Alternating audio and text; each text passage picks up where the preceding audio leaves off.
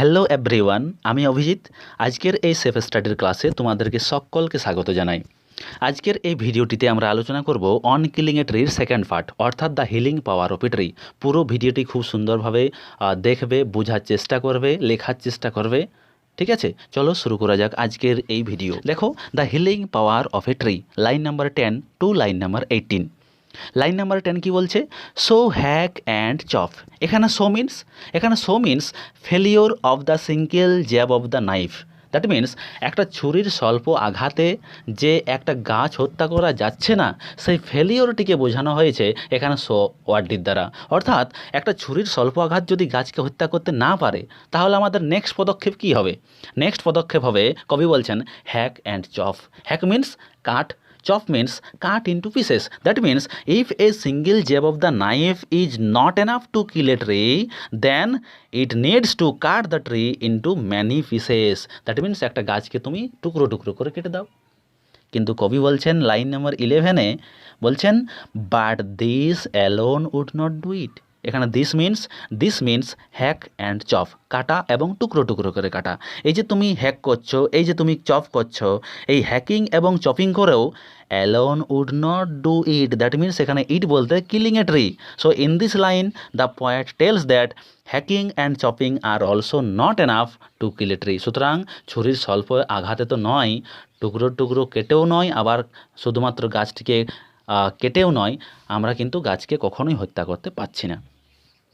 Line number 12 কবি কী বলছেন দেখো, not so much pan will do it. Not so much pan will do it. এখানে pan মানে, প্যান কথার অর্থ হলো যন্ত্রণা।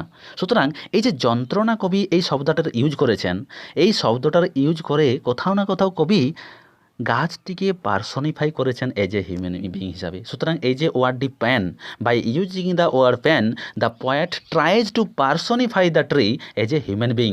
এই প্যান বা যন্ত্রণা শব্দটা উল্লেখ করে কবি কোথাও না কোথাও একটি গাছকে মানুষ রূপে পার্সনিফাই করার চেষ্টা করেছেন। ঠিক আছে, এখানে ইট বলতে killing a tree. So when ever we chop or hack a tree it gets pan but it is unable to kill a tree. আমরা কবি কি বললেন যে হ্যাকিং করতে বা চপিং করতে। সুতরাং একটা গাছকে যদি আমি হ্যাক করি, একটা গাছকে যদি কাট ইন্টু পিসেস করি, তাহলে একটা গাছ অবশ্যই একটা প্যান পাবে, যন্ত্রণা পাবে। কিন্তু কবি বলছেন এই যে যন্ত্রণাটা আমরা গাছকে দিচ্ছি, এই যন্ত্রণাটা, এই প্যানটা is also not enough to kill a tree. এরপর দেখো লাইন নাম্বার 13-এ কী বলছেন কবি বলছেন যে যদি আমরা একটা গাছকে হ্যাকিং করি, চপিং করি, এই single jab of the knife দিয়ে আঘাত করি, গাছটা কোথাও না কোথাও তো ব্লিডিং হচ্ছে। The bleeding bark will heal. এই লাইনে কবি কী বলছেন দেখো, the bleeding bark will heal. প্রথম কোশ্চেন আসবে এই লাইনটা থেকে যে ব্লিডিং বার্ক বলতে তুমি কী বোঝো? তাহলে এই ব্লিডিং বার্ক বলতে এই টার্মটার মানেটা কি? যে the term means that a tree also bleeds like a human being when it gets pain. একটা গাছ যখন যন্ত্রণা পায়, একটা গাছও কিন্তু ব্লিডিং হয়, একটা গাছের থেকেও কিন্তু রক্ত ক্ষরিত হয়, একটা মানুষ যেমন আঘাত পায় সেই একই রকমভাবে। So a tree also bleeds like a human being when it gets pain. এরপর দেখো এই ব্লিডিং বার্ক কথাটার মধ্য দিয়ে তো কবি পার্সনিফাইও করেছেন, যে by using this term the poet here personifies the tree as a human being. এটাও আমরা বলতে পারি। সুতরাং এই যে প্যান ওয়ার্ডটা বা ব্লিডিং ওয়ার্ডটা, এই ওয়ার্ডগুলোর দ্বারা কোথাও না কোথাও কবি পার্সনিফাই করেছে দ্য ট্রিটাকে এজ এ হিউম্যান বিং হিসেবে। ঠিক আছে, কবি বলছেন the bleeding bark will hill.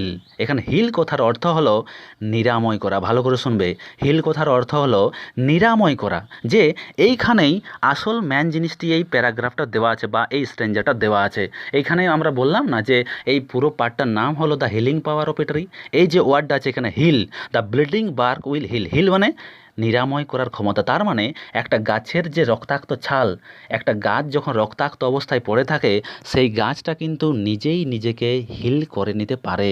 So a tree has that power to heal itself. কবি এই এই এই ধারণাটাই আমাদেরকে দিয়েছেন যে একটা গাছেরও কিন্তু সেই পাওয়ারটা আছে যে সে নিজেই কিন্তু নিজেকে নিরাময় করতে পারে যখন ইট গেটস পেন, যখন সে কিন্তু আঘাত পায় বা যন্ত্রণা পায়। ঠিক আছে, এরপরে দেখো লাইন নাম্বার 14 অ্যান্ড 15। এখানে কবি কী বলছেন, দেখো, and from close to the ground will rise card green টুইগস। এখানে ক্লোজ টু দ্য গ্রাউন্ড বলতে কী বোঝানো হয়েছে? ক্লোজ টু দ্য গ্রাউন্ড বলে মানে ধরো একটা গাছকে আমি কেটে দিলাম, এরপর গাছের যে অংশটা মাটির সঙ্গে স্পর্শ হয়ে আছে সেই অংশটিকে বা সেই জায়গাটিকে বলা হয়েছে ক্লোজ টু দ্য গ্রাউন্ড, অর্থাৎ মাটির সংস্পর্শের এলাকাটা যেখানে গাছের সঙ্গে মাটির স্পর্শটা আছে। ঠিক আছে, সেই from close to the ground সেই জায়গাটা থেকে কী হয়? উইল রাইজ, রাইজ মানে গ্রো করা, বেড়ে ওঠে। কার্ড মানে কি? কার্ড মিন্স কোঁকড়ানো। গ্রিন টুইগস বলতে কি? টুইগ বলতে কচি কচি পাতা, অর্থাৎ সেই from close to the ground সেই জায়গাটা থেকে কিন্তু সবুজ কচি কচি পাতা গজিয়ে ওঠে। এখান থেকে একটা শর্ট কোয়েশ্চেন পড়ে যে from where do the curled green twigs rise. অ্যান্সারটি কী হবে? The curled green twigs rise from close to the ground. সুতরাং এই যে সবুজ কচি কচি পাতাগুলো কোথা থেকে গজিয়ে উঠছে? From close to the ground. এরপরে সেই গজিয়ে ওঠার পরে লাইন নাম্বার 16 সেটা কী হয়ে যাচ্ছে? Miniature boughs. এখানে মিনিয়েচার মানে মিনিয়েচার মিন্স হলো ক্ষুদ্র ক্ষুদ্র, বাউজ মিন্স ব্রাঞ্চেস বা শাখা। সুতরাং ওই যে কচি কচি ক্ষুদ্র ক্ষুদ্র পাতাগুলো গজিয়ে উঠছে from close to the ground, সেইগুলো একটা সময় আসবে সেইগুলো মিনিয়েচার বাউজে পরিণত হবে। So the twigs are transformed into some small branches in the course of time. সময়ের সাথে সাথে সেই যে কচি কচি টুইগসগুলো সেইগুলো পরিবর্তিত হয়ে যাবে। ট্রান্সফর্ম মানে হলে পরিবর্তিত হওয়া। আচ্ছা, সেগুলো কিসে পরিণত হয়ে যাচ্ছে? Into some small branches.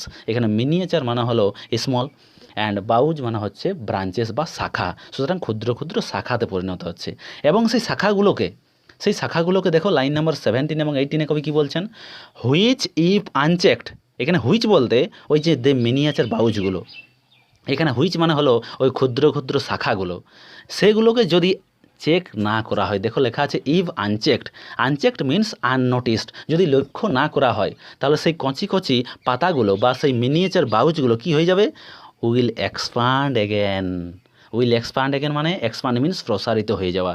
সুতরাং সেই ক্ষুদ্র ক্ষুদ্র শাখাগুলো আবার প্রসারিত হয়ে যাবে। কিসে প্রসারিত হয়ে যাবে? To former size. এখানে টু ফর্মার সাইজ মানে into a tree. That means the miniature boughs will transform into a tree if we uncheck these boughs. যদি এই শাখা প্রশাখাগুলোকে আমরা যদি আননোটিস করি, আমরা যদি নোটিস না করি, আমরা যদি আনচেকড করি, তাহলে কিন্তু এই মিনিয়েচার বাউজগুলো আবার একদিন না একদিন তার পুনরায় আকারে ফিরে আসবে, অর্থাৎ পুনরায় আবার একটা ট্রিতে পরিণত হবে। সুতরাং দেখো খুব সুন্দরভাবে কবি কিন্তু এখানে বলেই দিয়েছেন যে কেমনভাবে একটা গাছ নিজেকে কিন্তু হিল করে নিচ্ছে। এই পার্টটাই হলো the healing power of a tree. এই পয়েন্টগুলো তোমরা লিখে নেবে, ভালোভাবে বোঝার চেষ্টা করবে। যদি না বুঝতে পারো তো কমেন্টে অবশ্যই কমেন্ট করে আমাকে জানাবে, আমি আবার বুঝিয়ে দেবো। আর অবশ্যই চ্যানেলটিকে সাবস্ক্রাইব করবে নেক্সট ভিডিও পাওয়ার জন্য। ভালো থাকবে সবাই।